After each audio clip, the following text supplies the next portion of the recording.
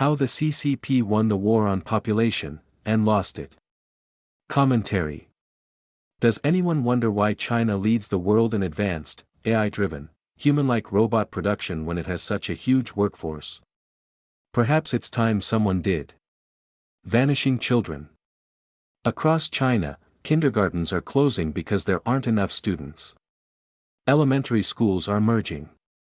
Universities are competing for shrinking graduating classes. Entire provinces are reporting fewer births year after year, while nursing homes expand faster than maternity wards.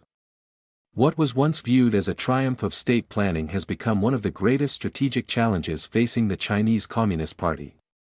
A crisis decades in the making. The demographic crisis confronting China was not created overnight, nor can it be solved simply by encouraging couples to have more children. It's the cumulative result of decades of government social engineering, an economy increasingly constrained by state control, soaring housing costs, declining economic confidence, and a generation that has largely stopped believing tomorrow will be better than today. The numbers are staggering. According to the United Nations, China's total fertility rate, the average number of children a woman is expected to have, was approximately 6 children per woman during the early 1950s. Now China can't replace itself. Even before the nationwide one-child policy officially began in 1980, aggressive family planning campaigns during the 1970s had already pushed fertility sharply downward. By the early 1990s, China had fallen below the replacement rate of 2.1 children per woman. Today, most international estimates place China's fertility rate between roughly 1.0 and 1.2 children per woman, among the world's lowest. By comparison, the global fertility rate remains approximately 2.2 births per woman, while the United States averages roughly 1.6, France about 1.8, and India approximately 2.0. China now joins South Korea as one of the countries facing severe demographic decline.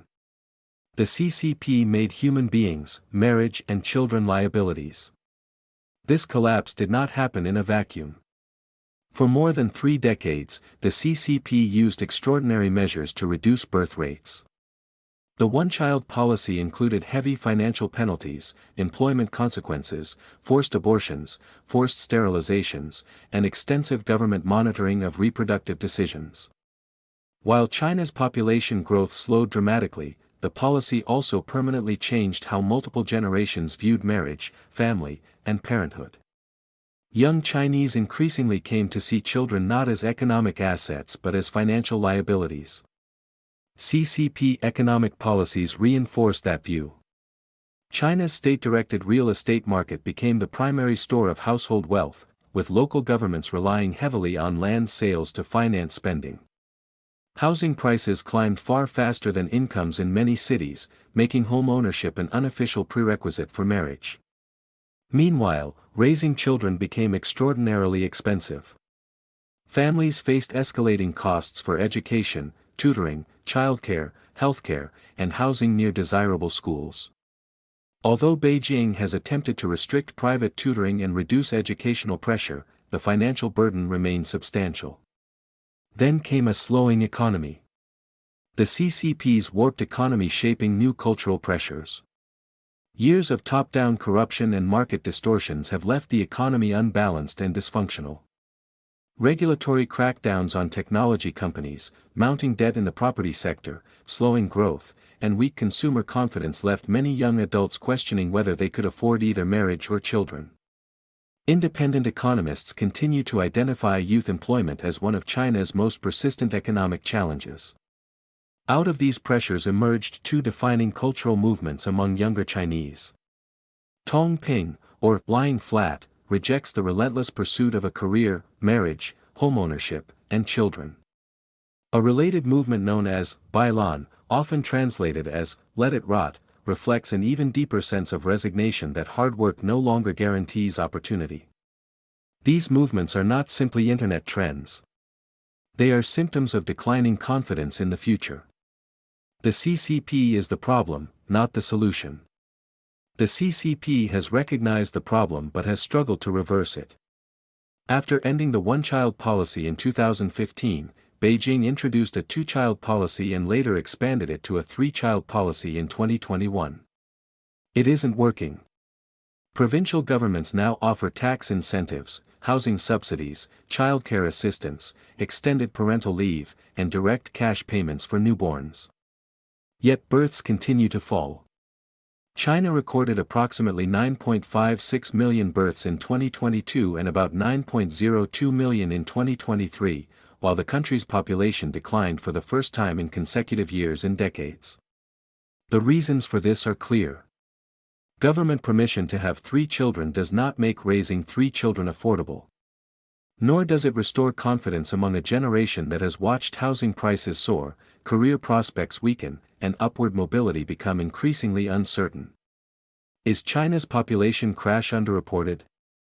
Another question increasingly raised by independent demographers concerns the accuracy of China's official population figures. Several researchers have argued that China's true population may be tens of millions lower than official estimates suggest, citing discrepancies among census data, school enrollment figures, household registrations, and birth statistics.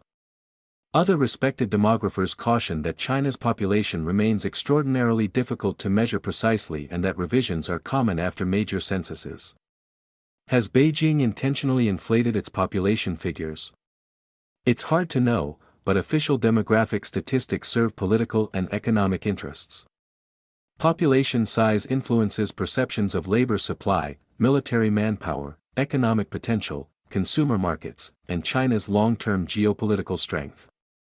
Any significant downward revision would reinforce concerns about slowing growth and accelerating national aging. China is growing older before growing richer. In any case, the broader trajectory is no longer in doubt. China is growing older before it grows richer. The workforce will continue shrinking. Pension obligations will increase. Healthcare systems will face mounting pressure.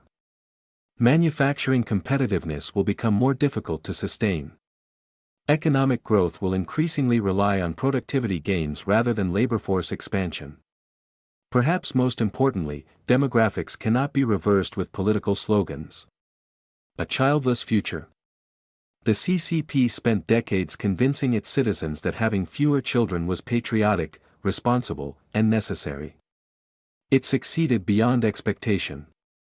Now, it is asking those same citizens to reverse course, precisely at the moment when economic uncertainty, high living costs, and declining optimism make family formation less attractive than ever. Of course, in the years to come, this reality will shape China's economy, military capability, and global influence, perhaps even the survival of the CCP. A government powerful enough to shape a nation's reproductive choices for 40 years has discovered that it cannot easily persuade people to dream bigger than the future they believe awaits them.